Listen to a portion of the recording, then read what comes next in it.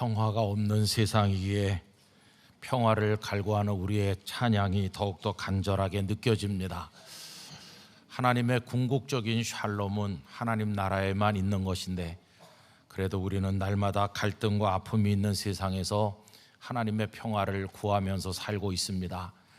오늘 3부 예배 참여한 여러분들의 마음속에 바깥 세상과 상관없이 어려움 속에서도 맛보는 하나님의 평강이 가득하시기를 바랍니다. 우리들의 예배를 하나님께서 연락해 주시기를 원합니다. 청년 선교 비전이 진행 중에 있습니다. 배단위 광장에도 젊은이들이 많이 오가면서 여러 가지 일들도 하고 2주간에 기도하고 또 여름에 땀 흘릴 일을 위해서 준비하고 있는데, 여러분들께서 기도하시고 많이 도와주시면 대단히 감사하겠습니다.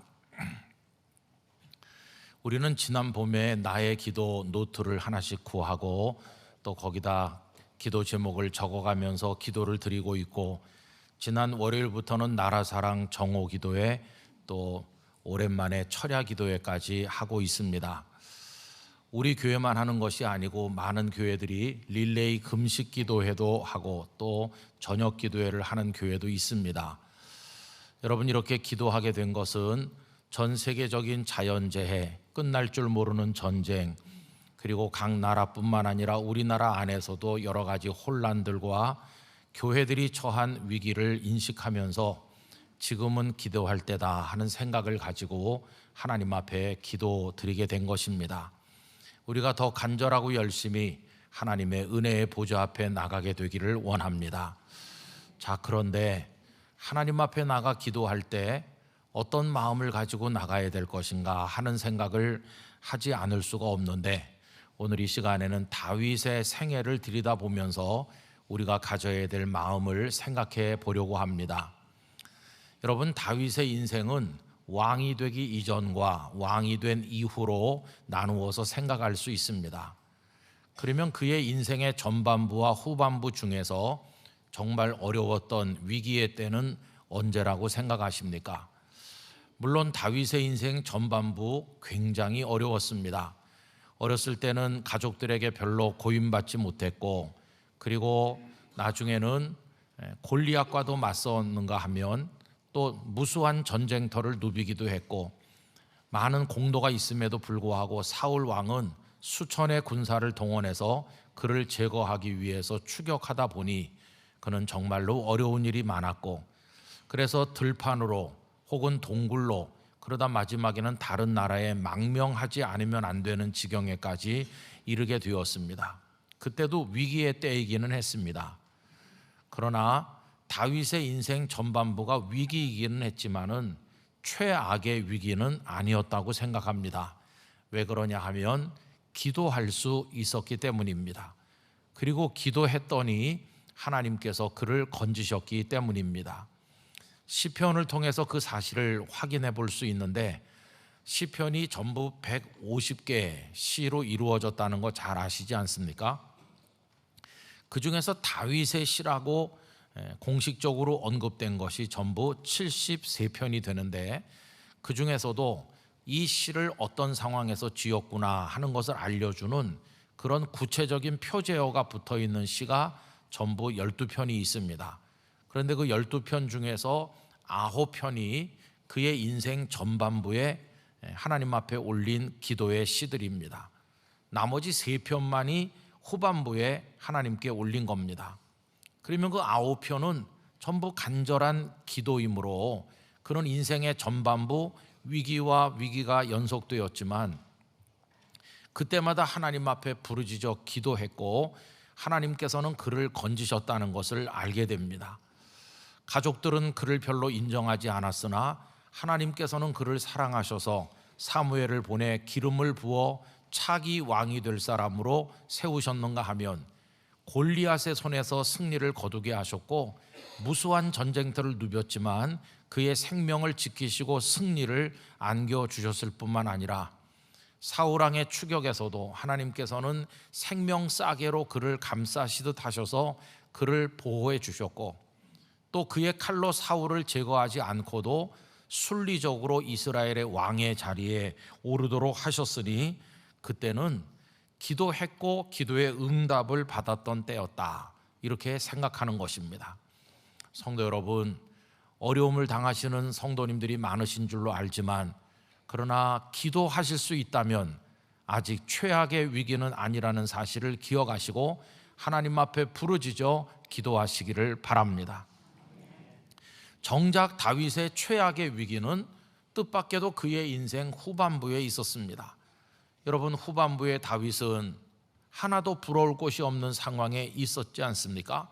그는 이스라엘의 왕이 되었을 뿐만 아니라 주변의 여러 나라들이 그 앞에 무릎을 꿇고 조공을 바치면서 다윗은 강대한 나라의 왕이 되어 있었습니다.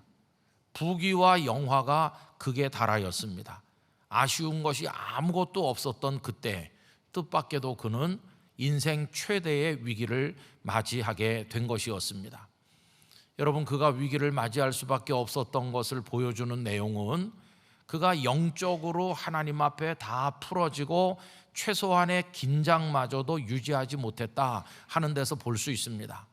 그의 긴장이 다 풀려서 하나님 앞에 흐트러진 모습을 가진 여러 이야기들 가운데 상징적인 사건은 밧세바 사건입니다. 그가 그때 얼마나 풀어져 있었는가를 보여주는 말씀이 사무엘하 11장 1절이라고 생각하는데, 새번역 성경이 실감나게 표현하고 있기 때문에 제가 새번역으로 읽어드리도록 하겠습니다. 그 다음에 봄에 왕들이 출전하는 때가 되자 다윗은 요압에게 자기의 부하들과 온 이스라엘의 군인들을 맡겨서 출전시켰다. 그들은 암몬 사람을 무찌르고 랍바를 포위하였다. 그러나 다윗은 예루살렘에 머물러 있었다. 여러분, 여기 그러나 다윗은 예루살렘에 머물러 있었다, 이게 그가 얼마나 긴장이 풀어져 있었나를 보여주는 단적인 이야기입니다. 전쟁이 벌어졌습니다. 여러 나라의 왕들이 직접 군사를 인솔해서 전쟁터에 나왔습니다. 국가의 미래가 걸린 중차대한 사건이 벌어진 겁니다.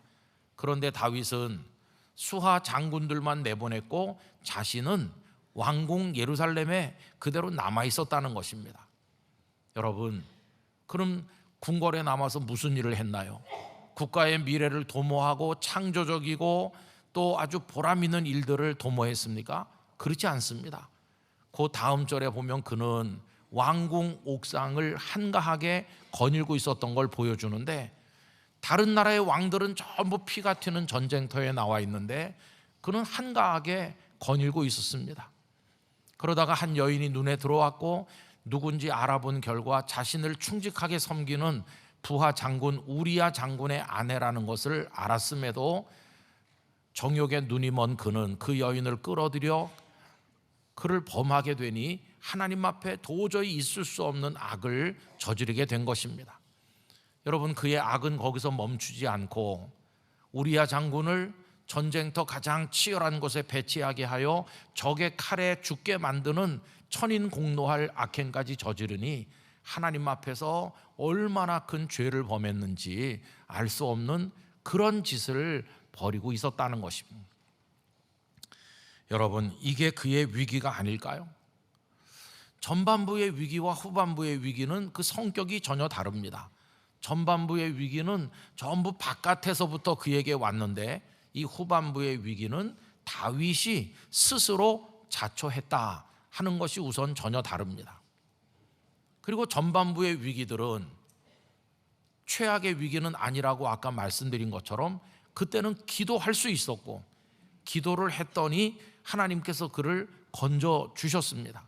그런데 이 후반부의 위기는 하나님 앞에 기도했음에도 불구하고 하나님께서는 그의 기도를 듣지 않으셨고 그의 기도를 거절하셨기 때문에 이 위기야말로 최악의 위기였다고 하는 것입니다.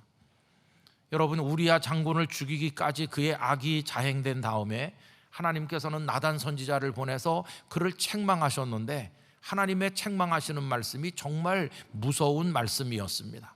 사무엘하 12장 10절을 보면 이렇습니다. 이제 네가 나를 없이 여기고 햇사람 우리아의 아내를 빼앗아 네 아내로 삼았은즉 칼이 네 집에서 영원토록 떠나지 아니하리라 하셨고, 칼이 너의 집안, 너의 가문에서 영원히 떠나지 않을 것이다. 너의 집안 식구들끼리 죽이고 죽는 일이 일어나게 될 것이다. 얼마나 무서운 말씀입니까? 여러분, 이때 다윗이 하나님 앞에 기도하지 않은 것은 아닙니다. 하나님, 저의 죄를 인정합니다. 회개합니다. 저를 용서해 주세요. 그때 그렇게 통해 자복하는 기도를 드렸죠. 그것이 담겨 있는 게 시편 51편 아닙니까? 그가 기도하지 않은 게 아닌데 하나님은 그의 기도를 듣지 않으셨습니다. 그 다음에 계속되는 13절 14절은 이렇습니다. 다윗이 나단에게 이르되 내가 여호와께 죄를 범하였노라 하매 회개했어요. 시편 51편이 이걸 담고 있다고 방금 말씀드렸죠. 그렇게 했습니다. 그런데 하나님은 너의 죄를 다 사하고 너를 아무 일도 없도록 보살펴 주겠다 이렇게 하지 않으셨어요? 그 다음에 이어지는 말씀이 이렇습니다. 나단이 다윗에게 말하되 여호와께서도 당신의 죄를 사하셨나니, 당신의 회개를 받으셔서 용서는 하십니다. 그래서 당신이 죽지 아니하려니와, 죽지는 않을 겁니다. 그런데 죽지는 않는데 그 다음 문제가 뭡니까? 무서운 재앙, 하나님의 진노는 예정대로 올 것입니다. 차라리 죽는 게 나았어라고 할 만큼 견디기 힘든 고통이 당신에게 오도록 되어 있다. 이게 나단이 전한 말이죠. 14절을 보면 이 일로 말미암아 여호와의 원수가 크게 비방할 거리를 얻게 하였으니 당신이 낳은 아이가 반드시 죽으리이다 하고. 여러분, 그 다음에 무슨 일이 벌어졌나요? 그의 집안에 무서운 일이 연속으로 일어났죠. 우선 밧세바가 임신해서 낳은 아기가 죽었습니다. 그때도 그 아기를 살려달라고 기도했지만 하나님께서는 듣지 않으셨어요. 근데 그건 시작에 불과했습니다. 여러분, 왕자 암논이 이복 여동생인 다말을 겁탈하였습니다. 오라비가 여동생을 겁탈하고, 다말과 동복 오라비인 압살롬은 앙심을 품고 있다가 누이의 복수를 위해서 암논을 죽이기에 이르렀고, 형제가 형제를 죽이고, 그리고 압살롬은 외가에 가서 몇 년 동안 있다가 돌아와서는 아버지 다윗을 향해서 칼을 뽑아들고 반란을 일으키니 자식이 아버지의 심장을 노리게 되었고, 이 아버지 다윗은 야반도주하여 아들의 칼을 피하지 않으면 안 되는 지경에까지 떨어지게 되었고, 간신히 압살롬의 반란이 진압되긴 했으나 그 과정에서 압살롬이 처참한 죽음을 당하게 되니 또 하나의 아들을 잃을 수밖에 없는 지경에 떨어진 것입니다. 그뿐이 아니었어요. 압살롬의 반란이 진압되는가 했더니 이번에는 세바라는 사람이 반란을 일으켜서 아들의 반란, 또 다른 반란이 연이어 이어지면서 그렇게 강성했던 이스라엘이 자중질환이 일어나게 되었고, 다윗의 영광은 땅바닥에 떨어졌고 그의 집안은 만신창이가 되는 그런 지경에 이르게 되었다고 하는 것입니다. 여러분, 이게 다윗이 인생의 후반부에 맞닥뜨린 위기였습니다. 기도를 했지만 하나님께서 재앙을 거두지 않으셨어요.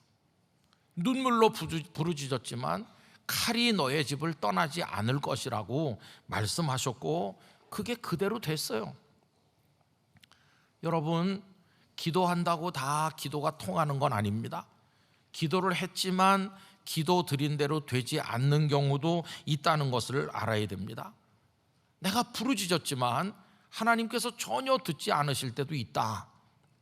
여러분, 심지어 하나님께서는 기도를 듣지 않으실 뿐만 아니라 기도하지 말라고까지 퉁명스럽게 말씀하실 때도 있다는 겁니다.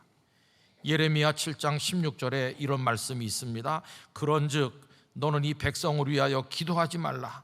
그들을 위하여 부르짖어 구하지 말라. 내게 간구하지 말라. 내가 네게서 듣지 아니하리라.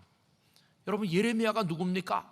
하나님을 사랑하고 신실하게 생명을 걸고 선지자의 사명을 다하던 하나님의 종입니다. 그런데 그 예레미야가 하나님, 남한국 유다를 살려주세요, 우리 민족을 불쌍히 여겨주세요 이렇게 기도했더니 하나님께서 너의 기도를 보고 내가 유다를 구원하겠다 이렇게 하시기는커녕 너 기도하지 말아라, 이 백성을 위해 부르짖지 말아라. 이게 하나님의 말씀이었어요. 여러분, 왜 하나님은 그렇게까지 말씀하실까요? 그것은 이미 돌이키기에는 늦을 정도로 남한국 유다의 백성이 하늘까지 닿아 있고 그들이 쌓은 악행이 온 세상에 가득 차 있어서 이제는 기도해도 소용없는 지경에 이르러 있었기 때문이에요. 여러분, 예레미야 11장 11절을 새 한글 성경으로 읽으면 이렇습니다. 이러므로 여호와께서 이렇게 말씀하셨습니다. 내가 그들에게 재난이 닥치게 하겠다. 그 재난에서 그들이 빠져나올 수 없을 것이다. 그들이 도와달라고 내게 소리쳐도 내가 그들의 소리를 듣지 않겠다. 또 14절에 보면 너 예레미야는 이 백성을 위해 기도하지 마라. 그들을 위해 탄원 기도를 올리지 마라. 그들에게 닥친 재난 때문에 그들이 내게 부르짖을 때 내가 듣지 않을 것이기 때문이다. 여러분, 얼마나 충격적인 말씀인지요. 저는 요즘에 여러 가지 위기를 감지하면서 우리들이 기도해야 되겠다, 지금은 기도할 때야, 이렇게 생각하면서 우리 교회도 나의 기도도 각자 기도 제목을 적으면서 하나님 앞에 부르짖고 또 정오 기도회, 나라 사랑 기도로 드리고 지난 금요일은 철야 기도도 하고 성도들이 생각보다 많이 오셔서 밤을 새우며 하나님 앞에 소리를 높여 부르짖어 기도했죠. 그런데 여러분, 그렇게 기도하면서 제 마음 한쪽에 드는 거는 이 기도를 들으시는 건가? 내가 기도하면 들으시고 응답해 주시던 다윗의 그 전반부 때와 우리 상황이 같은가? 아니면 기도해도 소용이 없는, 이제 너 기도하지 말라고 말씀하시는 그런 지경에 이르러 있는 것은 아닌가? 이런 생각이 자꾸만 제 마음에 든다는 겁니다. 여러분, 둘 중 하나겠죠. 만약 오늘 우리들이 처해 있는 상황이 다윗의 전반부 위기 때처럼 어렵긴 하지만 하나님 앞에 간절히 기도하면 들으시고 그때그때 그를 지키시고 보호하시던 때와 같다면 얼마나 감사합니까? 만약에 그렇다면 우리는 더 열심히 기도하고 하나님의 은혜를 구해야 될 것입니다. 그러면 하나님 우리를 도우시고 우리를 고쳐주실 줄로 믿습니다. 그때라면 정말 다행이죠. 그런데 만약에 다윗의 인생 후반부와 같다면 회개의 기도를 올렸음에도 불구하고 칼이 너의 집에서 떠나지 않을 거라고 말씀하셨고 진노가 임하던 그때와 같은 상황이라면 그러면 어떡하는 것인가? 여러분, 우리 이 땅에 주의 이름을 부르는 성도들이 저지른 많은 죄, 그리고 이 땅 대한민국 백성들이 저지른 많은 죄가 세상을 가득 채우고 있어서 하나님 앞에 회개해도 하나님께서 이제 틀렸어, 너의 기도를 듣지 않기로 했어, 이렇게 말씀하시는 거라면 그때 우리는 어떻게 해야 되는 건가 하는 생각이 든다는 겁니다. 여러분, 예레미야 선지자에게 기도하지 말라고 말씀하실 때 그 유다의 죄악이 너무 많아서 이때 이미 하나님은 뜻을 정하신 이후입니다. 어떻게 해요? 이들을 바벨론 느부갓네살 왕의 칼에 넘기시기로, 그래서 남한국 유다가 바벨론에게 멸망하게 그렇게 다 뜻을 정하신 이후였어요. 이미 정해졌기 때문에 너는 기도하지 말라고 말씀하신 겁니다. 예레미야도 그걸 모르는 게 아니었어요. 그래서 한편으로는 안타까워서 이 백성을 불쌍히 여겨달라고 기도는 하지만 한편으로는 하나님의 뜻을 알고 있었어요. 그래서 백성들에게 말했죠. 이제는 이미 하나님의 뜻이 정해졌다. 그래서 당신들이 부르짖어도 이제는 소용없는 때가 됐다. 그러니 바벨론의 채찍에 당신들의 종아리를 걷고 하나님의 진노의 채찍을 맞으라. 바벨론에 대항하려고 하지 말아라. 하나님의 뜻이다. 이렇게 말했죠. 그렇게 말했더니 백성들이 그의 말씀을 받은 것이 아니라 바벨론의 앞잡이가 아니냐, 하나님의 백성인 우리가 바벨론에게 망한다고 말하고 다니는 저 예레미야는 매국노와 같다. 그러면서 얼마나 그를 핍박하고 힘들게 했는지를 아시지 않습니까? 예레미야는 통곡하고 눈물을 쏟으면서 하고 싶지 않은 하나님의 말씀을 그들에게 전달할 수밖에 없는 그 안타까운 상황에서 몸부림쳤던 걸 우리가 알고 있죠. 백성들은 예레미야가 전하는 말씀을 거절하고 또 거부했지만 그러나 이미 정해진 하나님의 뜻대로 이루어져서 남한국 유다는 바벨론에게 다 멸망하였습니다. 그래서 그때 예레미야의 부르짖은 기도가 소용이 없었고, 그 외에도 신실한 이들이 하나님 앞에 눈물을 흘렸던 기도가 아무 의미 없는 기도가 되고 말았던 것이었습니다. 여러분, 저는 우리가 이렇게 모여서 하나님 앞에 기도하면서 어떤 마음으로 하나님 앞에 나가야 되는가, 이런 생각들을 요즘에 많이 하고 있습니다. 그래서 저는 이 어려운 주제를 제 마음속에 3가지로 정리하였습니다. 첫째는 아직 하나님의 뜻이 어떻게 결정됐는지 모르기 때문에 나는 끝까지 더 간절하게 그리고 더 열심히 하나님 앞에 기도하리라. 이게 첫 번째 결심입니다.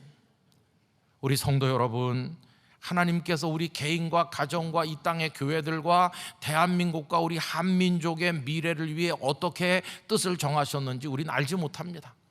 하나님은 아마 당신의 뜻을 정하셨을 겁니다. 단지 우리가 알지 못할 뿐이죠. 여러분, 알지 못하기 때문에 우리는 하나님 앞에 더 기도해야 될 줄로 믿습니다. 더 열심히 기도해 주시기 바랍니다. 열심히 마음을 모아서 더 하나님 앞에 간절하게 부르짖어 기도하는 거, 이게 첫 번째입니다. 두 번째는 만약에 하나님이 정하신 그 방향이 우리가 기도하는 것과 다르다고 할 때 하나님을 원망하지 말아야 되겠다. 내가 채찍에 맞을 짓을 했으니까, 하나님의 진노가 정해진 것이라면 하나님 앞에 기꺼이 종아리를 걷고 그 하나님의 채찍을 달게 맞아야 되겠다. 원망하지 말아야 되겠다. 하나님의 정해진 뜻에 아멘 해야 되겠다.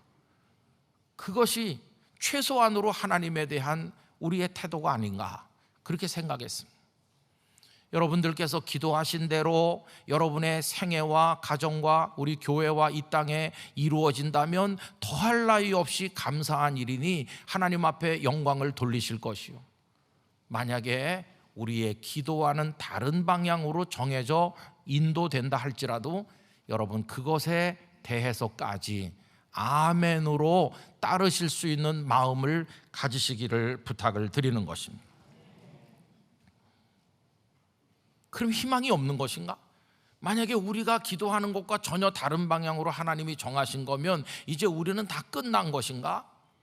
그렇지 않습니다, 여러분. 저는 3번째 마음속에 갈무리하는 게 있습니다. 그건 뭐냐 하면은, 하나님의 진노를 받을 수밖에 없는 상황이 된다고 할지라도 나는 더 하나님 앞에 기도할 것이다. 그런데 그때의 기도는 내 생각을 강요하는 기도가 아니라 하나님을 전적으로 신뢰하면서 나의 모든 미래를 맡기는 위탁의 기도를 하나님 앞에 드릴 것이다. 이것이 3번째입니다. 여러분, 우리들의 죄는 어디서 왔나요? 하나님께서 우리의 길을 인도하실 걸 믿고 하나님이 이끄시는 대로 순종했으면 죄가 없었을 텐데, 하나님을 신뢰하지도 맡기지도 않고 내 생각, 내 욕망대로 한 것이 죄 아닙니까? 그러므로 하나님께서 우리가 원하는 것과 다른 방향으로 정하셨다 할지라도 그때라도 아멘 하면서 따라간다면, 그때 비로소 우리는 지금까지 드려보지 못했던 온전하고 더 올바르고 더 깊고 하나님이 원하시는 기도를 드릴 수 있게 될 것이다. 그렇게 생각을 하는 것입니다. 여러분, 그런 기도를 드림으로 절망인 것처럼 보이는 상황에서 위대하게 되신 모델이 있으시죠? 그분이 바로 우리 구주 예수님이십니다. 예수님은 죄가 없으신 분이시지만 이 세상에서 죄가 가장 많은 분이 되셨죠. 왜 그렇습니까? 세상 죄를 지고 가는 하나님의 어린 양이 되셔서 우리의 죄를 대신 다 짊어지셨기 때문입니다. 그래서 죄 없으신 그분이 십자가라고 하는 처참한 형틀에 매달려 죽임을 당하게 되셨는데, 바로 그 전날 밤 예수님의 겟세마네 동산의 기도를 생각해 보시기 바랍니다. 예수님의 겟세마네의 기도는 두 부분으로 구성되어 있습니다. 마태복음 26장 39절을 읽어보면 조금 나아가서 얼굴을 땅에 대시고 엎드려 기도하여 이르시되, 이제 그 앞부분의 기도가 나오죠. 다 같이 읽어보겠습니다. 내 아버지여, 만일 할만하시거든 이 잔을 내게서 지나가게 하옵소서. 여기까지가 전반부 기도입니다. 여러분 여기까지만 읽죠. 내 아버지여, 만일 할만하시거든 이 잔을 내게서 지나가게 하옵소서. 이게 기도의 전반부입니다. 그런데 이 잔, 십자가라고 하는 무시무시한 고통의 잔이 내게 오지 않고 그냥 지나가게 해달라, 십자가를 지지 않게 해달라고 하는 이 예수님의 기도가 이게 응답되는 기도입니까? 여러분, 이 기도는 응답되지 않는 기도입니다. 왜 그러냐 하면 성부 하나님의 뜻이 이미 정해져 있기 때문입니다. 어떻게? 십자가를 지시고 죽으시도록 벌써 오래전에 정해져 있고, 그것이 선지자들을 통해서 구약 성경에 다 예언되어 있는 겁니다. 그 예언대로 이루어져서 탄생하여 오셨고, 처녀의 몸에서 나셨고, 그리고 이제 다 진행이 돼서 십자가 지시는 것도 이미 정해진 뜻대로 지금 가고 계신 겁니다. 그러니까 이 잔이 지나가게 해달라는 기도는 이미 정해진 하나님 아버지의 뜻과는 안 맞는 기도입니다. 하나님은 그 기도를 거절하셨습니다. 그 잔이 지나가게 하시지 않으셨어요. 그럼 여러분, 예수님은 그래서 십자가에 달릴 수밖에 없고, 그래서 그 십자가에서 영원히 멸망하셨나? 아닙니다, 여러분. 우리 예수님은 진정으로 위대한 우리의 구주가 되셨고, 부활하시고 승리하셔서 만왕의 왕이요 만주의 주가 되셨는데, 다 끝난 것처럼 보이는 하나님의 거절을 통해서 오히려 더 위대한 우리의 주님이 되셨는데, 어떻게 그게 가능했나? 겟세마네 동산의 후반부 기도가 예수님을 그렇게 위대한 분이 되게 한 겁니다. 예수님의 그 기도의 후반부가 어떻습니까? 그러나 나의 원대로 마시옵고 아버지의 원대로 하옵소서 하시고, 이게 후반부 기도입니다. 이 잔이 내게서 지나가게 해달라는 기도는 거절당한 기도와 같지만, 그러나 아버지의 원하시는 대로 하시옵소서. 뜻이 정해졌다면 아버지의 뜻에 나를 맡길 테니 아버지의 원하시는 대로 하시옵소서. 이 기도를 통해 예수님은 십자가에 달리셨습니다. 그걸로 영원히 버림받는 것처럼 보였습니다. 그러나 버림받으신 것이 아니라 가장 낮은 곳에 처하심을 통해 가장 영광스럽게 되셨고, 만왕의 왕이시요 우리의 참된 구세주가 되셨다는 것입니다. 여러분, 이게 예수님의 겟세마네 기도의 신비를 통해서 우리가 깨닫는 놀라운 진리인 것입니다. 그러므로 여러분, 저는 하나님께서 우리의 기도를 더 이상 기도하지 말아라, 칼이 내게서 떠나지 않을 것이다, 이렇게 응답하시는 상황에 이르렀다고 할지라도 포기하면 안 된다고 생각합니다. 여러분, 자포자기하는 것과 하나님을 전적으로 신뢰하고 맡기는 것과는 전혀 다른 것입니다. 자포자기는 문자 그대로 포기하는 겁니다. 그러나 우리가 하나님 당신의 뜻대로 하시옵소서 이렇게 하는 건 자포자기가 아니고, 그 속에서 다시 일어날 수 있음을 믿는 진정한 믿음의 표현인 것입니다.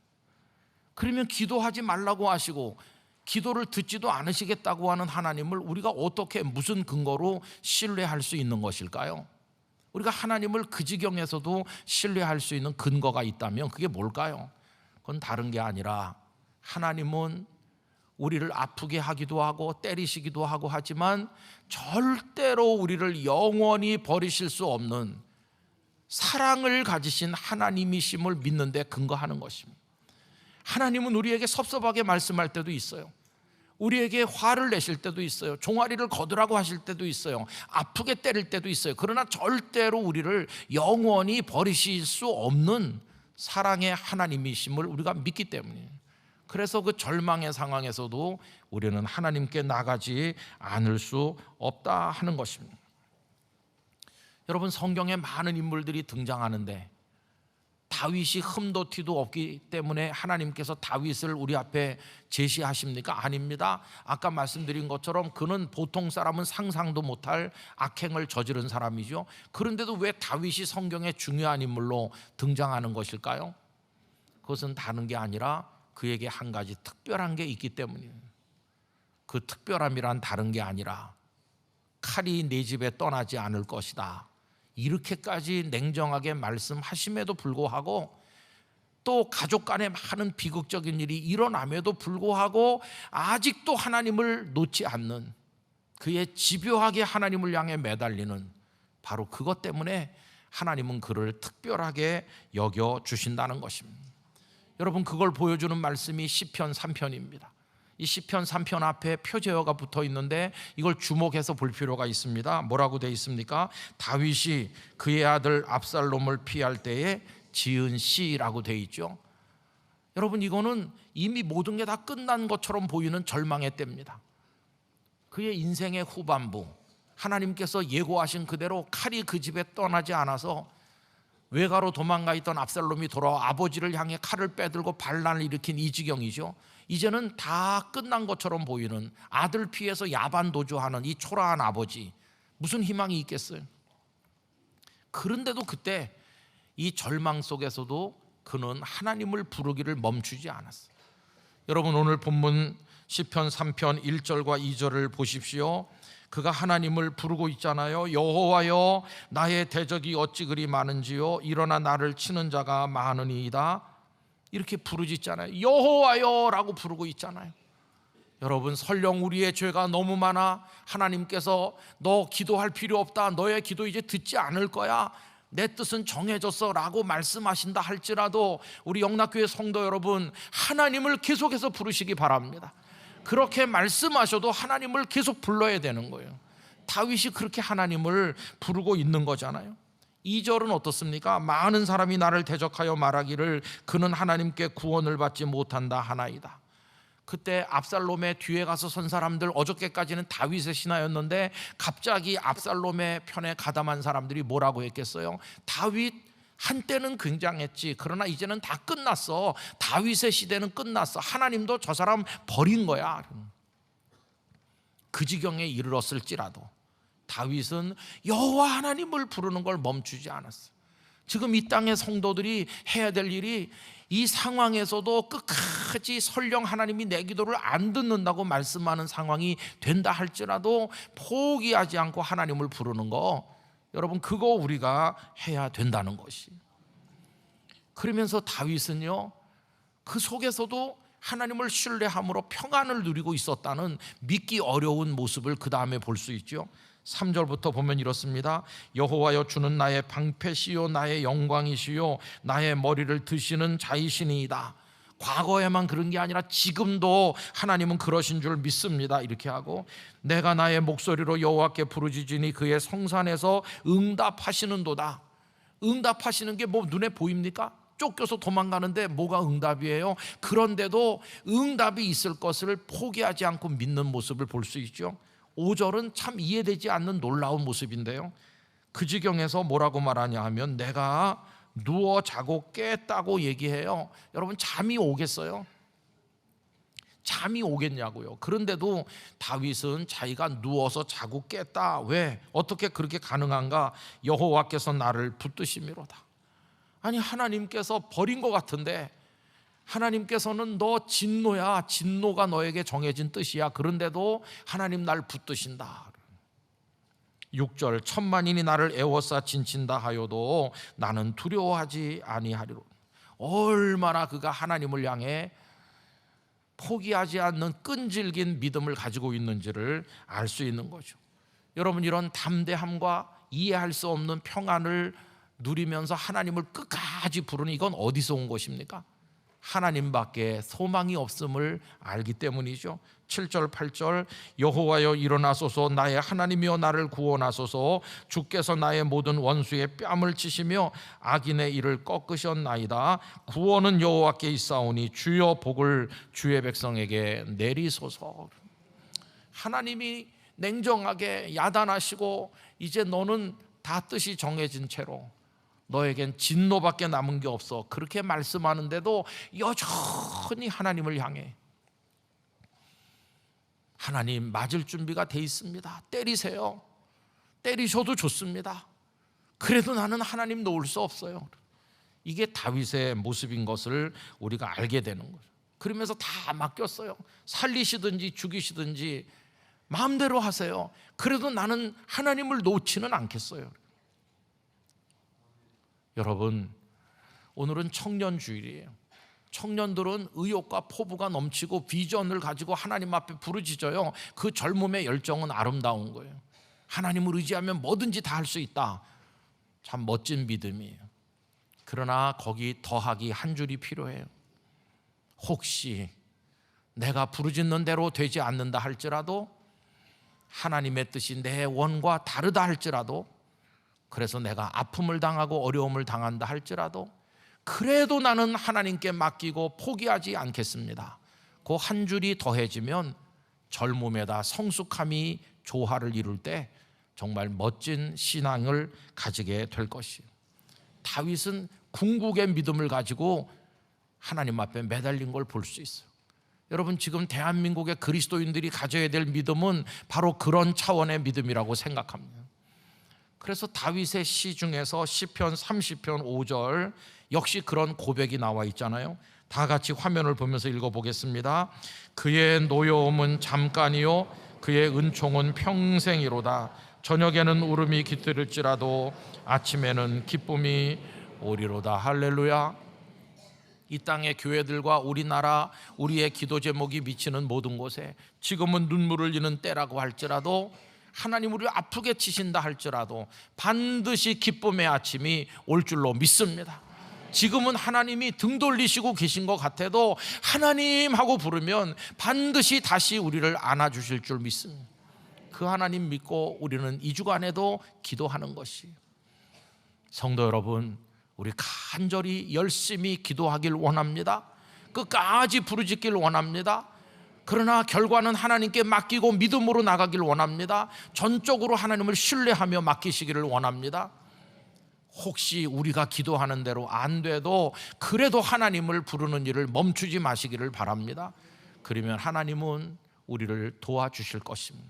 다윗을 영영 버리지 않은 것처럼, 바벨론에 멸망한 남한국 유다를 영영 버리지 않고 70년 이후에 돌아와 다시 재건하게 하신 것처럼 우리의 종아리를 때리신다 할지라도 싸매 주실 것이고 우리를 회복시켜 주실 줄 믿습니다. 그런 믿음으로 끝까지 나가는 것입니다. 내 주여 뜻대로 행하시옵소서. 살든지 죽든지 뜻대로 하시옵소서.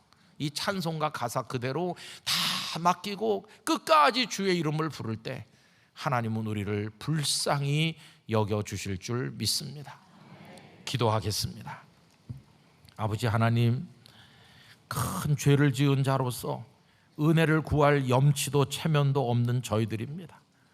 기도할 자격도 없는 저희들입니다. 그래도 기도하겠습니다.